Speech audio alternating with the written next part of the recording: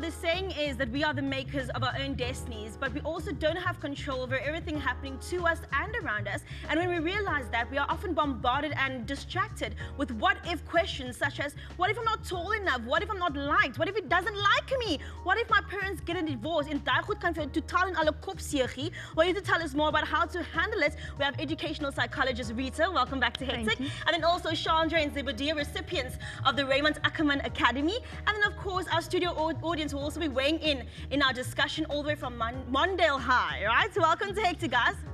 Say, man. Okay, let's start with you guys. If I have to ask you, what are some of the what-if questions you have concerning your past, present, or future? What would that be? We'll start with you, Caitlin.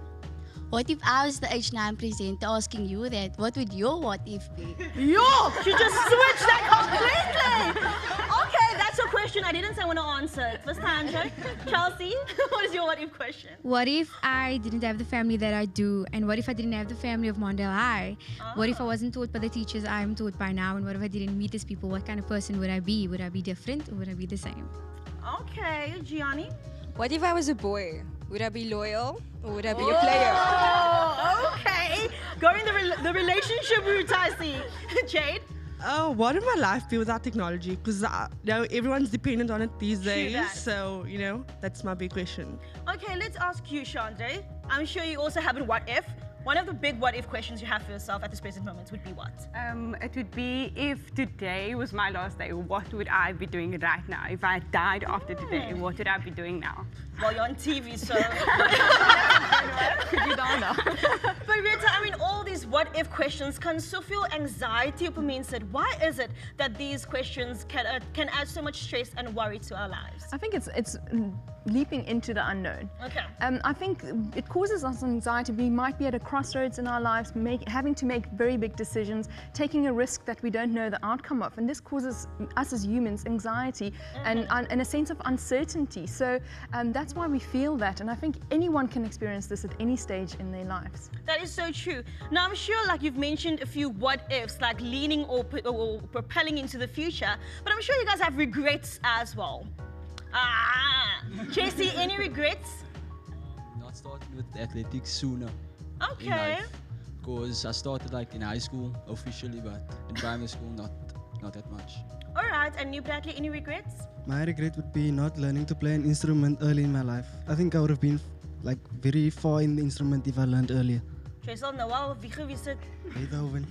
Yeah, oh, exactly. Any other regrets, love? Any other regrets you guys have? Gianni? I regret not studying hard enough for that math paper today. Those angles of depression were quite depressing. Really. Okay.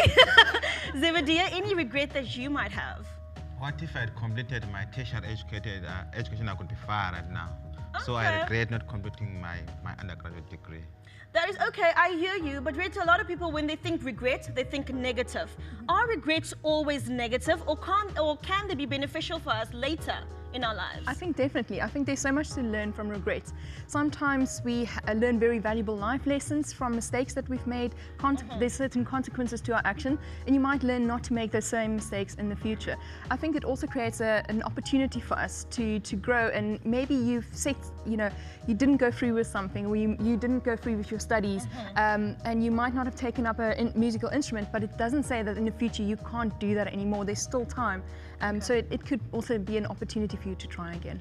So what would you say, what's the best way to go about making sure that these what-if questions do not distract us from our daily lives? I think you can get totally bombarded by these what-if questions, and I think the best way is to sort of set yourself down and look at a decision-making tree, or doing something like a mind map, or even a pros and cons, where you look at which outcome, the different ways of the outcome, and which one is the most favorable, and then go with that decision. In that sense, you make an informed decision. You can even consult with someone else, talk something through with someone else who's been in a similar situation, and in that way, they can help you to make up your mind.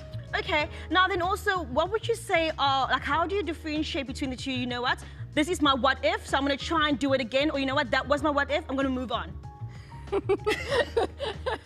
That's a very difficult question because you need to know if something is just impossible. Okay. And then set yourself goals, and if you're not reaching those goals for whatever reason, you might have to change your plans and move on to something different. It's something that might just not happen. You might just have to adjust your goals and what you want to achieve for yourself. And that does happen. Life throws obstacles in our way all the time. And is that maybe for a reason that you shouldn't be, you shouldn't be getting there, but you should go on a different path and a different route, is maybe where you should be going.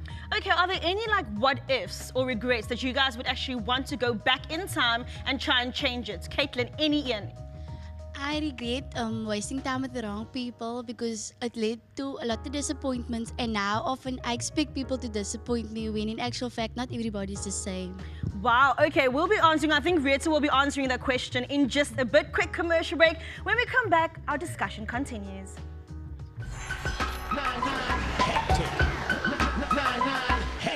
We're still chilling and still continuing with our discussion about the what if questions we have for ourselves concerning the past, the present and the future. Now at the end of part 1, Caitlin actually stated the fact that she got involved with the wrong crowd and she was disappointed by them, and now she's expecting everyone to disappoint her. Please tell me, or tell her, how does she overcome that? Okay, I think, has there been situations where you've met other people and they haven't disappointed you?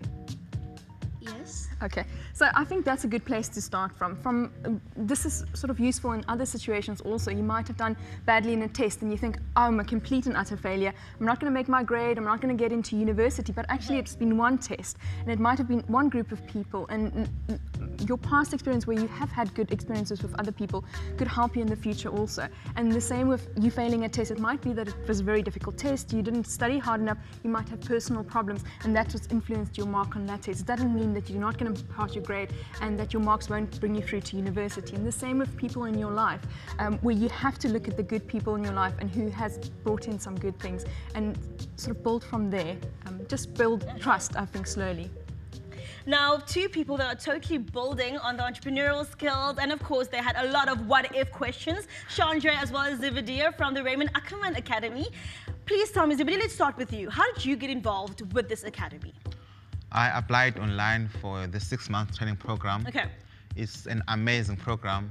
It takes you through 6 months where you have to believe in yourself. So you put yourself in a position where you say, what if I complete this thing? And it makes you to be able to live with uncertainty. It makes you to view the world in a very different way. Okay. And at the end of the 6 months, I just completed on the 5th of June. I've got this exciting business idea that I have that I'm going to implement. It's a green transport system. Yes. It's for everyone. It's meant to take care of the planet. So we calculate our carbon footprint and then we plant trees to offset that carbon footprint. Okay. Because there's a problem of global warming and stuff. So as entrepreneurs or as the RIAA, as the Raymond Ackerman Academy, they teach you to solve problems that are in the society. Okay. So they equip you with skills to believe. And if you come up with a situation whereby you ask yourself, what if this? They make you believe that you should live with what is there. Yeah. Don't blame, don't come up with the excuse, don't come up with the excuses. Look where you are and then create possibilities from where you are. And then you're gonna be a billionaire like I'm going to be. I love that, because I have a friend who actually says, he always says, if you see a problem, come up with a solution. Yes. Chandra, would you betrokken geraak by die hele academy? Okay, so I started, I matriculated in 2010 and then I applied for the Raymond Ackerman Academy in July of 2011. I did the 6-month program, not expecting what it's all about and all of that. So I did some research and I realized that I enjoyed business studies on high school. I enjoyed it so much that I decided, okay, this is something going into the business field. So I did the course and it was phenomenal. They made me grow personally, and also I've got a bigger view of what it is like to be in the business world. And then I did that, and not long after I finished the Raymond Ackerman Academy, I then got a job at the UCT Graduate School of Business, which is hosted by the Raymond Ackerman Academy. And now I am a program administrator. Lovely. And I also am getting involved in marketing, so that's my route to become a digital marketer. In May dat jy gaan China toe. Please tell me, why are you going to China, and also what's the initiative all about? Okay. So I applied for a scholarship with the Young Global Pioneers, and it is a 3-week pioneer journey where you get an opportunity to go and visit universities and businesses, as well as you get to meet some entrepreneurs, and you get to do some sightseeing, viewing historical buildings and stuff. You get a slight taste of the local art and music, and you also get involved in social and environmental NGO projects. So I got a scholarship and I'm going to China for 3 weeks. I've never flown in my life before, so this is my first flight straight to China. Awesome. Well, guys, thank you so much for chatting to us. All of the best to you, Zavidia, as well as to you, Chandra, and Dabai Dankareta for taking the time out to talk to us. But like I always say, you actually have to move away from the past, but learn from it. Focus on the future, but don't worry about it, and live in the moment. But right about now, quick commercial break. When we come back, we're one step closer to announcing that big announcement that will be happening at the end of today's show. Hijatos. Hectic.